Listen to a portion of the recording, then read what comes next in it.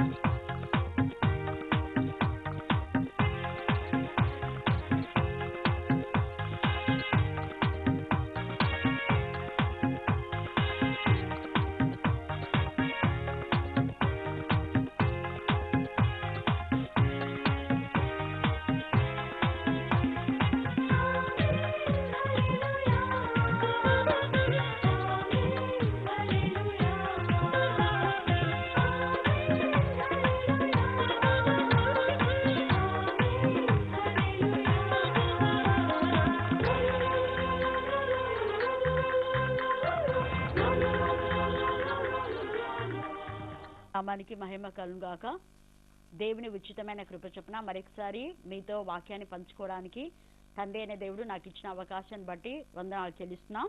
మరి ఈ సమయం ముందు మనం ప్రత్యేక రీతిలో యెషయా గురించి, యెషయా చేసినటువంటి మరి ఉపకారాలు, తర్వాత దేవుని విషయంలో యెషయా దేవునికి ఎంత భయభక్తి కలిగి ఉండి దైవికమైన విషయాల్లో ఆసక్తి కలిగి అతను చేసిన కార్యముల గురించి, చిట్ట చివరిలో దేవుని మాటకు లోబడకుండా పరిస్థితి ఎలా మరి విషమించిందో ఆ విషయాలన్నీ గురించి మనం చూస్తే, ముఖ్యంగా సంసిద్ధత గురించి యెషయా సంఘానికి, తర్వాత కాపరులకు, లేవీలకు, యాజకులకు వీళ్ళందరూ కూడా చక్కగా వివరిస్తాడు. వాటిని గురించి మనం 2వ దినవృత్తాంతము 35వ అధ్యాయంలో చూస్తాం. పలుమార్లు సంసిద్ధత, సిద్ధపరచుడి అనే మాటను అక్కడ చూస్తాం. కాబట్టి సమయము సంసిద్ధత అనే పదంని గురించి మనం ప్రత్యేక రీతిలో లేఖన భాగాల ఆధారంగా కొన్ని విషయాలు తెలుసుకుందాం. యెషయా మనం చూస్తే యెషయా 11వ అధ్యాయం 1వ వచనం చదవమా. యెషయా 11:1.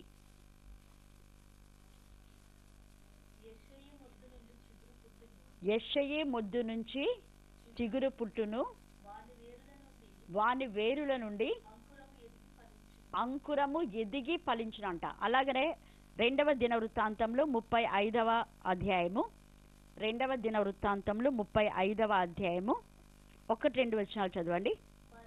మరియు యోషియా యెరూషలేము నందు యెహోవాకు పస్కా పండుగ ఆచరించెను.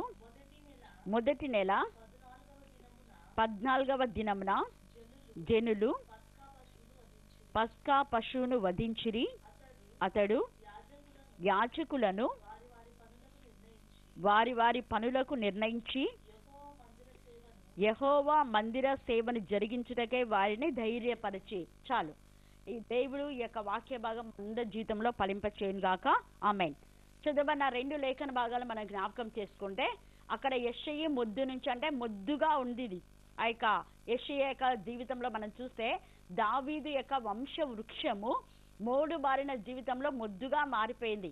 చాలా మంది జీవితంలో మోడు బారిన జీవితాల్లో ఉండి ఇక మేము ఫలించలేంలే, మా బ్రతుకులు ఈ విధంగానే ఉంటాయి అని అనుకోవచ్చు. ఎండారినటువంటి జీవితంలో, అరణ్య జీవితంలో, లేకపోతే ఎండ మావులు ఇక ఫలించవు, బీడు భూములు ఇక దున్నబడవు అనే పరిస్థితిలో ఉంటాయి. జీవితాలు కూడా బీడు భూములాగా చాలా జీవితాలు తయారై ఉంటాయి. అలాంటి పరిస్థితిలో నిరీక్షణ లేని జీవితంలో ఎవరు మాకు సహాయం చేయలేరన్న పరిస్థితిలో ఇక ఫెయిలియర్స్ అన్ని కూడా ఎటు వైపు చూసినా కూడా నలువైపుల నుంచి జీవితంలో ఎలాంటి ఆధారం విజయవంతమైన జీవితం కనబడినప్పుడు అన్ని వైపులా తలుపులు మూసుకొని పోయినప్పుడు పరిశుద్ధ ఆత్మదేవుడు మనతో ఈ యొక్క యెషయి మొద్దు నుంచి చిగురు పుట్టును అనే మాట ద్వారా ధైర్యపరుస్తున్నాడు. ఒకవేళ మూడు వారిపోయి ఉండొచ్చు, అన్ని పరిస్థితులు ప్రతికూలంగా ఉండొచ్చు, కానీ ప్రతికూల పరిస్థితులను అనుకూల పరిస్థితులుగా చేసే దేవుడే మన దేవుడు. ఆయన సర్వశక్తిమంతుడు. ఇక్కడ ఏమైతుందంటే యెషయా చిన్న వయసులోనే 8 ఏళ్ల వయసులోనే రాజుగా ఉంటాడు. అంత చిన్న వయసులో కూడా దేవుని మందిరం పట్ల ఆసక్తి కలిగి దేవుని మందిరమును బాగు చేస్తాడు. తర్వాత యాజకులు దేవుని మందిరానికి దూరంగా ఉంటారు. అంతకంటే ముందు వాళ్ళ యొక్క తండ్రి దేవునికి విరోధమైన విధానంలో కొన్ని విషయాలు చేస్తాడు కాబట్టి ఆహాజు. అందుకని ఈ యొక్క యెషయా ఏం చేస్తాడంటే యాజకులందరినీ మరలా పిలిపిస్తాడు, లేవీయులందరినీ కూడా పిలిపిస్తాడు. గతంలో వాళ్ళ నాన్న దేవునికి విరోధంగా చేసిన ప్రతి పాప కార్యాలన్నీ కూడా లయపరచడానికి యెషయా ఎంత ఇదిగానో జ్ఞానాత్మతో నింపబడి మందిరంలో సేవ జరగకుండా ఆపివేసింటాడు వాళ్ళ తండ్రి అయినటువంటి ఆమోజు. అయితే ఈ యొక్క యెషయా దేవుని మందిరాన్ని బాగు చేస్తాడు. అంత చిన్న వయసులో దైవికమైన విషయాల్లో ఆసక్తి కలిగి ఉంటాడు. అందుకనే ఇక్కడ కూడా ఏం చేస్తున్నా అంటే యాజకులను ధైర్యపరుస్తున్నాడు. ఈ యొక్క సమయమందు వాక్యం వింటున్న మన జీవితంలో అనేక మంది వాక్యమును ప్రకటించలేమని, ప్రార్థన చేయలేమని, ఒకవేళ పాటలు పాడలేమని, దేవుని సేవ చేయలేము, ఇంకా ఇంత భయంకరమైన పరిస్థితిలో మేమున్నాం, ఎలా చేస్తామని ఒకవేళ అనుకోవచ్చు. నీ సేవ ఇంకా కుంటుబడిపోయిన పరిస్థితిలో ఉండొచ్చు, సేవ ఆగిపోయిన పరిస్థితిలో ఉండొచ్చు, జీవితంలో ఎక్కడ కూడా నువ్వు పైకి ఎదగలేవన్నటువంటి నిరాశ నిస్పృహలో ఒకవేళ కొట్టుమిట్టాడుతున్న పరిస్థితిలో పరిశుద్ధాత్మదేవుడు ఈ సమయమందు మనం ధైర్యపరుస్తున్నాడు. యెషయా యాజకులను ధైర్యపరుస్తున్నాడు. వాక్యం వింటున్న మీ జీవితాల్లో అనేక మంది సేవకులు ఆయా కారణాలను బట్టి వాక్య పరిచర్యలో ముందుకు సాగకుండా పడిపోతున్నారు. కారణం ఏంటంటే సాతాను యొక్క కుయుక్తులు ఇవన్నీ కూడా. కానీ యాజకులు ధైర్యం తెచ్చుకోవాలి. యాజకులు అంటే దేవుని చేత ఏర్పరచబడిన వాళ్ళు, యాజకులు అంటే దేవుని చేత ప్రత్యేకించబడిన వాళ్ళు, దేవుని చేత ప్రతిష్ఠించబడిన వాళ్ళు. యాజక ధర్మంలో ఎప్పుడు కూడా మనం నిరాశ నిస్పృహ ఉండకూడదు. ఒకటి. రెండవది, దైవికమైన విషయాల్లో ఎప్పుడు కూడా మనం వెనకంజ వేయకూడదు. దైవికమైనటువంటి విషయాల్లో ఆసక్తి కలిగి మనం పని నెరవేర్చేవారుగా ఉండాలి. దైవికమైన విషయాల్లో శ్రద్ధ కలిగి పనిచేసేవారుగా ఉండాలి. అందుకనే ఇక్కడ మొదట ఏం చేస్తున్నా అంటే యెషయా చిన్నవాడైనప్పటికీ కూడా ఆ యొక్క యాజకులను లేవీయులందరూ కూడా ధైర్యపరుస్తున్నాడు. మీరు ఖచ్చితంగా మీ బోధన మీరు చేయండి అంటూ ఇశ్రాయేలు వారికందరికీ బోధ చేయు వారును యెహోవాకు ప్రతిష్ఠితులైన లేవీయులకు ఇలాగూ ఆజ్ఞ ఇచ్చానంట. వాళ్ళందరినీ కూడా ధైర్యపరిచి మీరు మీ యొక్క లేఖన భాగాలను ఎలా దేవుడి యొక్క కట్టడలు ఉన్నాయో, న్యాయంలో ఉన్నాయో ఎవరికి మీరు భయపడిన అవసరం, ధైర్యంగా ఉన్న వాస్తవాన్ని మీరు తెలియచేయండి అంటున్నాడు. యాజకులు గొర్రెలను కాయవలసిన బాధ్యత వాళ్ళపైన ఉంది. అందుకే యెహెజ్కేలు 34 ఒక చక్కటి మాట ఉంది చూడండి. యాజకులు ప్రతిష్ఠించబడిన వాళ్ళు కాబట్టి సరైన విధానంలో నిజమైన ధైర్యంను వాళ్ళు కలిగి ఉండాలి. సంఘములకు కానీ సంఘ పెద్దలకు కానీ ప్రజలకు భయపడి సత్యాన్ని ఎప్పుడు కూడా మూసివేయకూడదు. ఉన్న వాస్తవాన్ని ఖచ్చితంగా వాళ్ళు తెలియచేసేవారుగా ఉండాలి. 34వ అధ్యాయం యెహెజ్కేలు 2 చదువుమా. నరపుత్రుడా, ఇశ్రాయేలుల కాపురులను గూర్చి ఈ మాట ప్రవచింపుము. ఆ కాపరులతో ఇట్లనుము, ప్రభువగు యెహోవా సెలవిచ్చినదేమనగా తమ కడుపు నింపుకొను ఇశ్రాయేలులకు, ఇశ్రాయేలుల యొక్క కాపురులకు శ్రమ అంటున్నాడు ఇక్కడ. కారణం ఏంటంటే వాళ్ళు కేవలం ఏదో డబ్బు ఆశించి మాత్రమే ఇక్కడ పనిచేస్తున్నారని అక్కడ అర్థం. వాళ్ళ కడుపులు మాత్రమే నింపుకుంటున్నారు.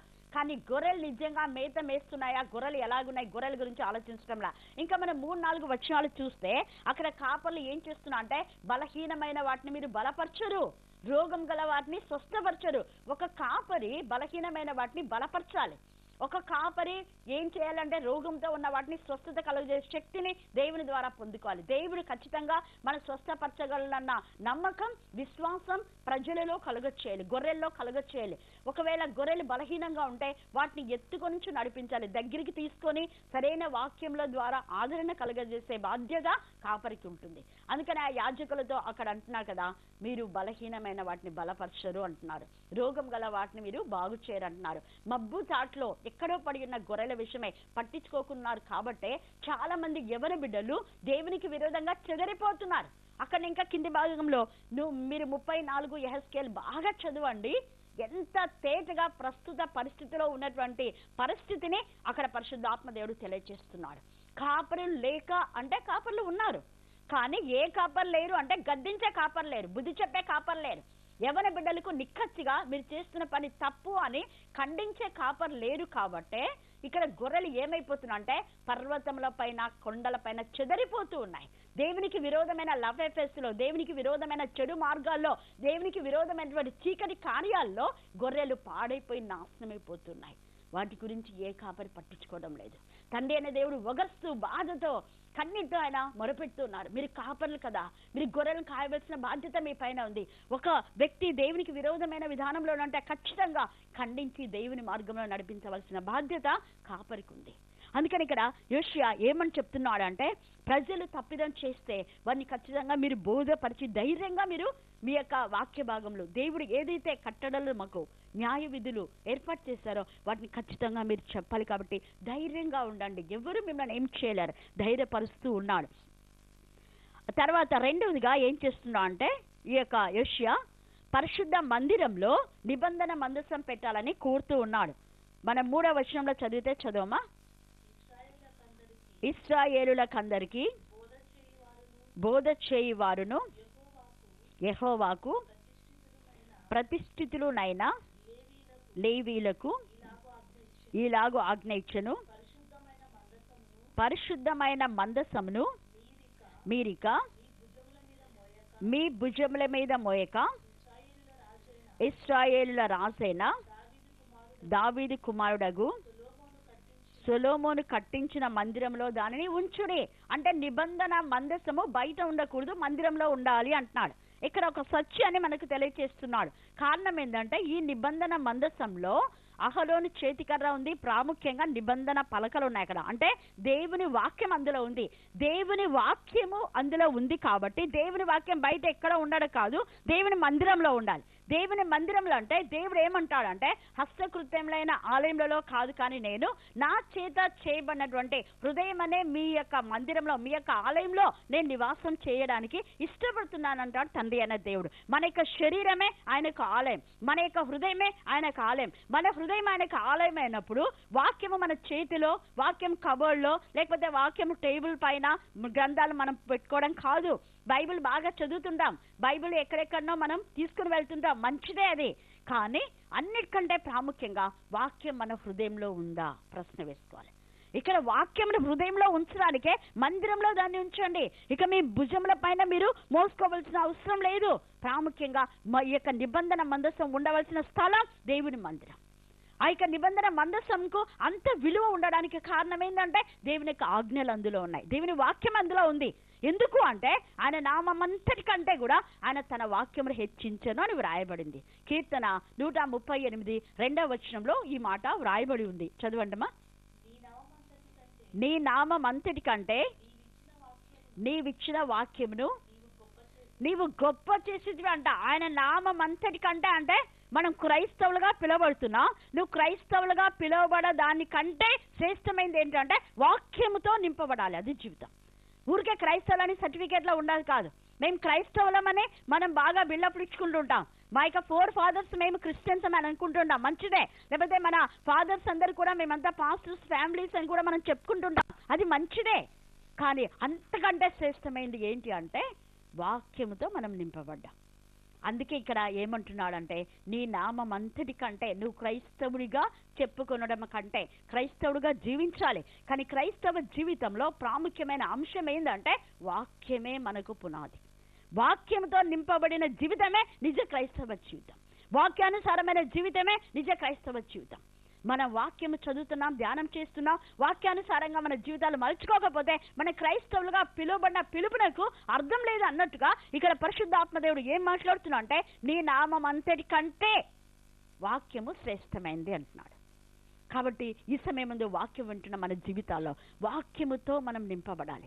వాక్యము లేక చాలా మంది వాక్యము కొరకు ఈ ప్రదేశం నుంచి ఆ ప్రదేశం నుంచి వెళ్ళే పరిస్థితులు కూడా రాబోతున్నాయి. వాక్యం ఉన్నప్పుడే మన వాక్యంతో నింపబడాలి. ఆమోసు 8వ అధ్యాయము 12వ వచనంలో ఒక చక్కటి శ్రేష్టమైన మాట వ్రాయబడింది చూడండి. కాబట్టి జనులు యెహోవా మాట వెదుకుటకై ఈ సముద్రం నుంచి ఆ సముద్రం వరకు, ఉత్తర దిక్కు నుంచి తూర్పు దిక్కున వరకు సంచరించుదురు, కానీ అది వారికి దొరకదు. ఇప్పుడు వాక్యం ఉంది, అందుకే ఆయన సమీపంగా ఉన్నప్పుడే మీరు ఆయన వేడుకోండి అంటాడు. మనందరి చేతిలో దేవుడు తన కృప చొప్పున వాక్యాన్ని పెట్టారు. ఒకప్పుడు కేవలం యాజకుల దగ్గర మాత్రమే, ఈ యొక్క శాస్త్రుల దగ్గర మాత్రమే ఈ యొక్క గ్రంథాలు ఉండేటటువంటివి.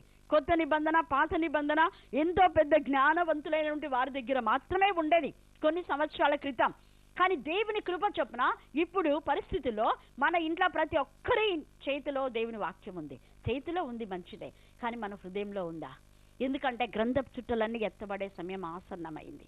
అందుకే ఇక్కడ అందమైనటువంటి కన్యకలంట మూర్ఛపోతాలంట అక్కడ రాయబడింది. ఆమోసు 8:12 తర్వాత ఇంకా కింది వచనాలు మీరు చదువుకుంటే, చక్కని కన్యకులను యవనులను ఏం చేస్తారంట?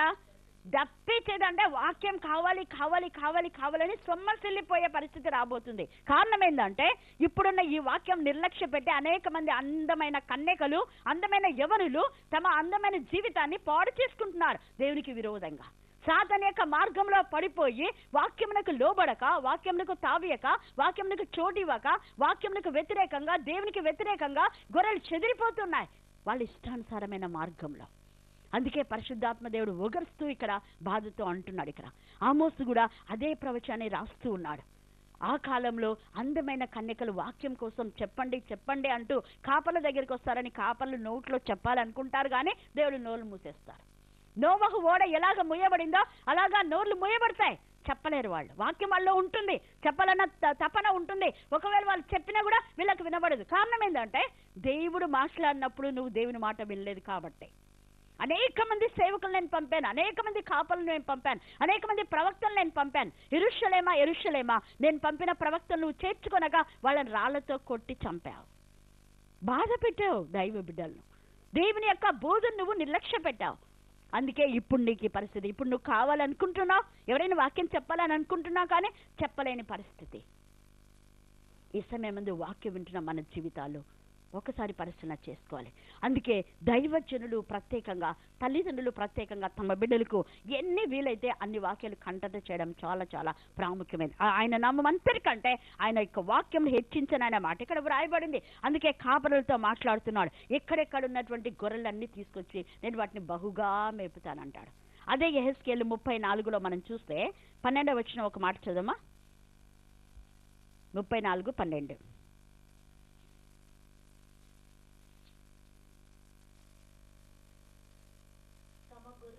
తమ గొర్రెలు చెదిరిపోయినప్పుడు కాపరులు వాటిని వెదుకున్నట్లు నేను నా గొర్రెలను వెదికి చీకటి గల మబ్బు చాట్లో నుంచి వాటిని తీసుకొని వస్తే దేవుడు ఏం చేస్తాడంట? మేపుతాడంట. ఎక్కడ? సమృద్ధి గల చోట. చూసారా? నిజంగా మనకు ఆశ ఉంటే, మనకు ఆసక్తి కలిగి ఉంటే, ఇక్కడ నా గొర్రెలు ఎక్కడెక్కడ ఉన్నాయో అంటే చాలా మంది తల్లిదండ్రులు తమ పిల్లల యొక్క మార్పు కోసం ప్రార్థన చేసి వాళ్ళు చనిపోయి ఉంటారు, కానీ వాళ్ళ ప్రార్థన ఎప్పుడు వృధా కాదు. ఒకానొక రోజు దేవుడు తమ యొక్క పిల్లలను జ్ఞాపకం చేసుకొని దేవుడే వాళ్ళని వెతికి ఇక్కడ తీసుకొని వస్తారు. దేవుని స్వరాన్ని ఏదో ఒకరోజు తమ పిల్లలు వినేలా చేస్తారు. కానీ కన్నీటి ప్రార్థన చేయవలసిన బాధ్యత ఒక తల్లికి, తండ్రికి ఉంది. లేకపోతే ఒక అక్క, ఒక చెల్లి, ఎవరి కోసం నువ్వు ప్రార్థన చేస్తున్నావో నీ బాధ్యత. నువ్వు రక్షణ పొందిన తర్వాత అనేక ఆత్మల భారం కలిగి, అందుకే అంటాడు కదా, ఒక్క జనాన్ని కనటానికి ఒక్కనాటి ప్రసవేదన చాలునా అంటారు. ఆత్మల భారం కలిగి మనం కన్నీటి ప్రార్థన చేయవలసిన బాధ్యత ఉంది. ఇప్పటికి ఎంతమందో వాక్యం తెలియకనే చనిపోతున్నారు. మృత్యువులు జీవితాలు నిజమైన ప్రతి విశ్వాసి ఒక కాపరే. అందుకే మనం చూస్తే యోహాను 21వ అధ్యాయం మనం చూస్తే చివరి వచనంలో 21వ వచనంలో పేతురుతో అంటాడు, నిజంగా నువ్వు నన్ను ప్రేమిస్తుంటే నా గొర్రెల మేపాలి, కాయాలి. అది నిదర్శనం. కేవలం యాజకుల బాధ్యతనే ఇది కాదు, దైవ సేవకుల బాధ్యత మాత్రమే కాదు, బోధకుల బాధ్యత మాత్రమే కాదు. నువ్వు నిజంగా రక్షణ పొందితే నీ బాధ్యత. నువ్వు యేసు ప్రభును ప్రేమిస్తుంటే అనేక గొర్రెలను కాస్తావు, అనేక గొర్రెలను మేపుతావు. ఈ లక్షణాలు మనం కలిగి ఉండాలి అంటూ యెషయా మనకందరికి కూడా ఈ సమయం ముందు తెలియచేస్తూ హెచ్చరిక చేస్తున్నాడు. కాబట్టి వాక్యము చేత మన హృదయాన్ని నింపబడాలి. కారణం ఏంటంటే వాక్యం ఎవరి హృదయంలో ఉందో వాళ్ళు పాపము చేయరు, చేయజాలరంట. దేవుని మూలంగా పుట్టిన వాడు పాపము చేయడు. అందుకే యూదా 24లో కూడా మనం చూస్తే చివరి వచనంలో తొట్టిల్లకుండా కాపాడ శక్తి గల దేవుడు మనకున్నాడు, మనం తొట్టుపడాం. చాలా మంది ఈ యొక్క వాక్యంలో సామెతలో ఉన్నటువంటి మాట ఇంకా అక్కడక్కడ ఉన్నటువంటి మాటలు తీసుకుంటారు. యవనస్తులు తప్పగా తొట్టిల్లుతారు కాబట్టి తొట్టిల్లుతున్నాం అంటున్నారు. అది కాదు, అదే వాక్యంలో మనం చూస్తే యవనస్తులు తొట్టిల్లకుండా వాక్యంతో నింపబడాలా అంటాడు దావీదు. కీర్తన 119లో పలుమార్లు ఆ మాట రాస్తాడు. చూడండి, కీర్తన 119 11వ వచనం చూడండమ్మా. నీ ఎదుట అంటాడు. అక్కడ నీ ఎదుట అంటే దేవుని ఎదుట. దేవుని లేని ప్రదేశం అందు ఏది లేదు. నువ్వు ఎక్కడున్నా కూడా ఆయన ఆకాశంలోకి ఎక్కిన అక్కడున్నాడు, పాతాళ ముందు వెళ్ళినా అక్కడున్నాడు, సముద్రంలో అగాధంలో ఉన్నా కూడా అక్కడున్నాడు, ఈ అగ్ని మధ్య నడిచినా కూడా ఆయన అక్కడున్నాడు. ఎక్కడైనా ఉన్నాడు దేవుడు. దేవుడు లేని ప్రదేశం అంటే ఏదీ లేదు. నువ్వు తలుపులు మూసుకొని పాపం చేసినా అక్కడ కూడా దేవుడు ఉన్నాడు. గాలి ఎవ్రీవేర్. ఆ గాలి కంటే శక్తివంతమైన మన దేవుని ప్రసన్నత మనతో కూడా ఉంది. అందుకనే ఇక్కడ ఏమంటున్నా అంటే నీవు ఎక్కడ ఉన్నావో అక్కడ నీ యొక్క సన్నిధి నాతో కూడా ఉంది. అందుకే నీ ఎదుట పాపము చేయకున్నట్లు నా హృదయంలో నీ వాక్యం ఉంచుకున్నావు. వాక్యము హృదయంలో ఉంటే పాపము చేయడానికి వాక్యము మనల్ని ప్రేరేపింప చేయదు. ఖచ్చితంగా ఈ వాక్యం నిన్ను గద్దిస్తుంది. నువ్వు దేవుని కుమారుడు అనే మనం సరిచేస్తూ ఉంది. ఈ వాక్యమైన అగ్నిజ్వాలు మన ఉన్నప్పుడు పాపము చేయడానికి వచ్చే పాపపు క్రిములన్నీ కూడా నాశనం అయిపోతాయి, లయమైపోతాయి. కానీ మనం పాపము చేయడానికి అవకాశం మన శరీరానికి ఇవ్వం. యోసేపు లాగా పాపమును విడిచిపెట్టి పారిపోతాం. దానియేలు లాగా పరిశుద్ధత కోసం మనం ప్రాకులాడతాం. ఎట్లాంటి ప్రతికూల పరిస్థితిలో కూడా, ఎట్లాంటి మరి కష్టతరమైన పరిస్థితిలో కూడా మన పరిశుద్ధతను మనం కాపాడుకోవడానికి దేవుడు మనకు శక్తినిస్తాడు. ఎలాగా? వాక్యము ద్వారా. అందుకనే నీ ఎదుట నేను పాపం చేయకున్నట్లు నీ వాక్యంను నా హృదయంలో ఉంచుకొని ఉన్నాను అంటాడు. ఈ వాక్యమే మనకు తెప్పరిల్ల చేస్తానని కూడా ఈ 119వ కీర్తన మనం చదివితే చాలా చాలా విషయాలు పరిశుద్ధ ఆత్మదేవుడు మనకు బయలుపరుస్తూ ఉంటాడు. 28వ వచనంలో కూడా ఒక మాట చూడమ్మా. 119 వ్యసనము వలన నా ప్రాణం నీరైపోయాను, నీ వాక్యము చేత నన్ను స్థిరపరచు. నీ ప్రవర్తన స్థిరపడాలంటే వాక్యమే. తర్వాత ఆమోస్ 5:5లో మీరు అక్కడ గిల్గాల్కు వెళ్ళొద్దండి, బెయేర్షెబాకు వెళ్ళొద్దండి, నన్ను ఆశ్రయించినప్పుడు మీరు బ్రతుకుతారు. నన్ను అంటే వాక్యం. దేవుని వాక్యం ఆశ్రయిస్తే బ్రతుకుతారు. చాలా మంది యవనస్తులు సూసైడ్ చేసుకుంటున్నారు. కారణం ఏంటంటే వాక్యం లేకపోవడమే. వాక్యం ఉంటే ఇలా చేయరు. క్రైస్తవులు అనబడేటటువంటి బిడ్డలు చాలా మంది కూడా దేవునికి విరోధమైన పాప కార్యాల్లో ఉండిపోయి ఆత్మహత్య ప్రయత్నాలు చేస్తున్నారు. కారణం ఏంటంటే వాక్యం లేదు కాబట్టే. అయితే వాక్యం ఉండే వాళ్ళని వాక్యమే బ్రతికిస్తుంది. చచ్చిపోవాలన్న ఆలోచన ఉన్న ఆలోచన ఇది లయం చేస్తుంది. ఈ యొక్క వాక్యము శక్తివంతంగా మన జీవితంలో పనిచేస్తుంది. అందుకే నీ వాక్యం నన్ను బ్రతికించని అంటాడు. 11లో కూడా నీ వాక్యమే నాకు ఆదరణ అంటాడు. ఇంకా చాలా చాలా ఉన్నాయి. దేవుని వాక్యమే మనకు బలం, దేవుని వాక్యమే శక్తి, దేవుని వాక్యమే జ్ఞానం, దేవుని వాక్యమే ఐశ్వర్యం. మనం చూస్తే ప్రకటన 5:12లో ఇవన్నీ రాయబడి ఉన్నాయి. మీరు తర్వాత చూసుకోండి. కాబట్టి ఈ యొక్క సమయమందు మందిరంలో నీ యొక్క నిబంధన మందసం పెట్టడానికి కారణం ఏంటంటే మన హృదయంలో వాక్యం ఉండాలి. మన చేతుల పైన దాన్ని వ్రాసుకోమంటారు, గడప కమ్ముల పైన రాయమంటారు. ఇంటిలో అంతా కూడా వాక్యమును మీరు ఉంచుకోండి. కారణం ఏంటంటే మనం లోపలికి వచ్చుచున్నప్పుడు వెళ్ళిచ్చినప్పుడు వాక్యంని చూసుకోవాలి అని అర్థం. అక్కడ జ్ఞాపకం చేసుకోవాలని, నువ్వు ప్రయాణమే వెళ్ళిచ్చినప్పుడు నువ్వు కంటత చేసిన వాక్యాలన్నీ కూడా మనం జ్ఞాపకం చేసుకోవాలి. అక్కడ అందరి ఎదుట బైబిల్ తెచ్చి చదివే అవకాశం మనకు ఉండదు. కానీ మనం ఏవైతే కంటత చేసుకున్నామో వాటిని మనం ధ్యానం చేసుకోవచ్చు. ఎంతో సమయాన్ని దేవునితో మనం గడిపే అవకాశం మనం ఉంటుందని ఇక్కడ యెషయా ఏమంటున్నా అంటే మందిరంలో నిబంధన మందసం ఉండాలి అంటాడు. దానికి అర్థం మన హృదయంలో వాక్యం ఉండాలి అని. తర్వాత మూడవదిగా ఏమంటున్నాడు చూడండి, మిమ్మల్ని మీరు సిద్ధపరచుకోండి అంటున్నాడు. 4వ వచనం చివరి భాగంలో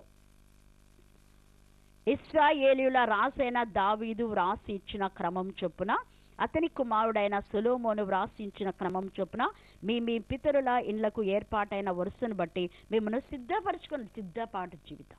కాపర్లు చాలా మంది వాక్యం ప్రకటించడానికి ఇష్టానుసారంగా సిద్ధపాటు లేకుండా ఒక వెళ్ళి వాక్యం ప్రకటిస్తూ ఉంటారు. దాని ద్వారా ఏ ఆత్మ కూడా రక్షణ పొందదు. మనం సిద్ధపాటు చాలా చాలా అవసరం. ప్రతి పనికి సిద్ధపడతాం. ఊరికి వెళ్ళాలంటే సిద్ధపడతాం, స్కూల్కి వెళ్ళాలంటే సిద్ధపడతాం, జాబ్కి వెళ్ళాలంటే సిద్ధపడతాం. ప్రతి దానికి మనం సిద్ధపాటు ఉంది మనకు. కానీ వాక్య ప్రకటనకు సిద్ధపడకుండా పోతే అది ఫలభరితంగా ఉండదు. ఖచ్చితంగా సిద్ధపాటు జీవితం అవసరం. ఒకవేళ అనుకోవచ్చు ఆ సమయంలో దేవుడు మనకి ఇస్తాడులే, దేవుడు ఖచ్చితంగా ఇస్తాడు. ఎప్పుడు మన వాక్యంతో నింపబడినప్పుడు మన పని మనం చేస్తూ ఉండాలి, దేవుని పని దేవుడు చేస్తాడు. అంతేగాని దేవుడు చూసుకుంటాలే, అప్పుడు పోయి దేవుడు అన్నాడు కదా ఆ సమయం అందు మీరు ఏం చెప్తారో మీకే తెలియదు కాబట్టి నేను మీతో మాట్లాడతానని మనకున్న సమయం అంతా ఇష్టానుసారంగా వ్యర్థమైన మాటల్లో వ్యర్థమైన వాటిని చూసుకుంటా, వ్యర్థమైన వాటిని మాట్లాడుతూ, వ్యర్థమైన పనులు చేసుకుంటూ ఉండి వాక్యాన్ని ప్రకటించడానికి స్టేజ్ ఎక్కితే అక్కడ సరైన వాక్యం మనకు రాదు. ఎందుకంటే సమయాన్ని నువ్వు వృధా చేస్తావు కాబట్టి. కానీ అదే మనం దేవుని సన్నిధిలో గడిపితే అప్పుడు మనం ధ్యానం చేసుకుంది కాకుండా ఇంకో దేవుడు ఇస్తారు. అది దేవుని యొక్క శక్తి. అంటే అక్కడికి ఏం అవసరమో వాక్యం వింటున్నప్పుడు వినేవారికి ఏది అవసరమో అప్పటికి ఆ వాక్యం దేవుడు మనకు కలగ చేస్తారు. అది దేవుని యొక్క జ్ఞానం. అలాగే చెప్పాడు దేవుడు. కానీ మీరు వాక్యం చదవకుండా ధ్యానం చేయకుండా వాక్యాన్ని ప్రకటించమని ఎక్కడా చెప్పబడలేదు. యేసుక్రీస్తు ప్రభుల వారు దినమంతా వాక్యాన్ని బోధించారు, రాత్రంతా ప్రార్థనలో గడిపేవారు. అంటే టోటల్గా మనం ఎక్కువ సమయం దేవుని వాక్యాన్ని ప్రకటించే బిడ్డలు ఎక్కువ సమయం వాక్య ధ్యానంకే ఇవ్వాలి. వ్యర్థమైన మాటలు కాదు, అనవసరమైన మాటలు కాదు. అందుకే మనం జ్ఞాపకం చేసుకోవాలి, సిద్ధపాటు జీవితాన్ని మన జీవితం చాలా చాలా ప్రాముఖ్యమైనది. తర్వాత క్రమముగా అంటాడు. చాలా మంది వాక్యం చెప్పేటప్పుడు కూడా క్రమంగా, బైబిల్ స్టడీ అన్నది ప్రత్యేకంగా అందుకే ఉండేది. బైబిల్ స్టడీలో ఖచ్చితంగా క్రమంగా వాక్యాన్ని మనం ధ్యానం చేయవలసిన బాధ్యత మన పైన ఉంది. అంటే ఆది కాండం నుంచి ప్రకటన వరకు క్రమమైన పద్ధతిలో వాక్య బోధన జరగాలి. అదే బైబిల్ స్టడీ అంటే. బైబిల్ స్టడీ కదా అని ఎక్కడెక్కడో తీసి అక్కడక్కడ చెప్పడం కాదు, వరుస క్రమంలో మనం బైబిల్ స్టడీ చేయాలి. అది క్రమం అంటే. అలా చేయడం ద్వారా బైబిల్ చదివేటప్పుడు నువ్వు క్రమబద్ధమైన జీవితంలో చదివితే సరైన అర్థాన్ని నువ్వు గ్రహించగలుగుతావు. దేవుడు నేరుగా సుటిగా నీతో మాట్లాడతాడు. అక్కడక్కడ చదువుకోవడం అది చిలక పంచాంగలాగా చేయడం దేవుని యొక్క ఉద్దేశం కానే కాదు. మనం జ్ఞాపకం చేసుకోవాలి. తర్వాత 4వదిగా మనం గమనించినట్లయితే ఈ యొక్క యెషయా ఏం చేస్తున్నా అంటే తాను ప్రతిష్ఠించుకొని ఇక్కడ మొదట ఏం చేస్తున్నాడు, ధైర్యపరిచినాడు. తర్వాత దేవుని వాక్యంతో నింపబడాలి, దేవుని మందిరంలో దేవుని వాక్యం ఉండాలని తెలియజేస్తున్నాడు. మన జీవితాలు మనం సిద్ధపాటు చేసుకొని దేవుని మందిరానికి వెళ్ళాలంటున్నాడు. అందుకే యెహోవా మందిరానికి వెళ్ళేటప్పుడు చాలా పరిశుద్ధంగా మనం వెళ్ళాలి. తర్వాత మనం ప్రత్యేకించుకోవాలి, ప్రతిష్ఠ చేసుకోవాలి, దేవునికి సమర్పణ చేసుకోవాలి. ఇష్టమైన సమర్పణ జీవితం కాదు, మన హృదయంలో ఆయనకు సమర్పించాలి. దేవుని మందిరానికి వెళ్ళినప్పుడు మనం దేవుని మందిరానికి వెళ్తున్నాం, సమర్పణ జీవితంతో మనం వెళ్ళాలి. అందుకే రోమా 12 అంటాడు కదా, మీ యొక్క అవయములు సజీవ యాగంగా ఆయనకి ఏం చేయాలంట, సమర్పించండి అంట. సజీవ యాగంగా, సజీవ యాగంగా ఉన్నాయా మన అవయములు? దేవునికి విరోధమైన విషయంలో చచ్చిపోయి జీవశవాలాగా ఉన్నాయేమో, ఆత్మ సంబంధమైన విషయాల్లో ఒకవేళ చచ్చిపోయి కుష్ఠులాగా ఉంటున్నాయేమో. చాలా మందికి కుష్ఠరోగం వచ్చింటది. ఏంటి అంటే శారీరకమైన కాదు, ఆత్మ సంబంధమైన కుష్ఠరోగం ఉంటుంది. వాక్యము చెప్పడానికి వెళ్ళలేకపోతున్నారంటే వాళ్ళు కాలు లోపల కుళ్ళిపోయి ఉంటాయి, నడక సరిగా ఉండదు. అలాగనే దేవుని వాక్యాన్ని సరిగా ప్రకటించడం లేదు అంటే పక్షవాతం వచ్చిందేమో. పక్షవాత రోగం గల వాళ్ళు కొంతమంది మాట్లాడలేరు కూడా, సరిగా నడవలేరు.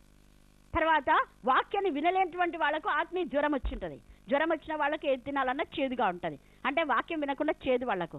అదే టీవీలో సినిమాలు, సీరియల్స్ ఇవన్నీ కూడా ఎంజాయ్ చేస్తూ ఉంటారు. సినిమా పాటలకు బాగా చెవులు రిక్కించి చూస్తూ ఉంటారు. కానీ దేవుని వాక్యం అంటే వినని యవనస్తులు చాలా మంది ఉన్నారు. ఈ సమయం ముందు వాక్యం వింటున్న మన జీవితంలో వాక్యమే మన జీవితంలో మాధుర్యంగా ఉండాలి. హేబేలు అర్పణలాగా మన జీవితం శ్రేష్టమైంది దేవునికి ఇచ్చే విధానంగా ఉండాలి. మానవుని శరీరంలో శ్రేష్టమైంది హృదయమే. దేవుడు కోరింది హృదయమే. హృదయంలో నుంచే అన్ని నీచ కార్యాలయాలు వస్తాయి. హృదయంలో నుంచే మంచి వస్తుంది. మంచి విత్తితే మంచి పంట మనం కోస్తాం. మన హృదయం వాక్యం చేత నింపబడాలి. హేబేలు అర్పణ దేవునికి ఇష్టమైన అర్పణ. దేవుడు మన నుంచి అదే కోరుతున్నాడు. అందుకే మనం ప్రత్యేకించి ప్రతిష్ఠించుకునే జీవితంలో మనం ఉండాలి. తర్వాత మనం చూస్తే ఈ యొక్క యెషయా చివరిగా దేవుని మాటకు లోబడడు కాబట్టే శోధనలో పడిపోతాడు. అది చాలా మంది శోధనలో ఎందుకు పడిపోతారంటే దేవుని మాట నిర్లక్ష్య పెట్టడం మూలాననే. 2వ దినవృత్తాంతములు 35వ అధ్యాయంలో 21-25 వచనం వరకు చదవండమ్మా. ఒక శ్రేష్టమైన మాట ఉంది. అయితే రాజైన నెకో అతని యొద్దకు రాయబారులను పంపి, యూదా రాజా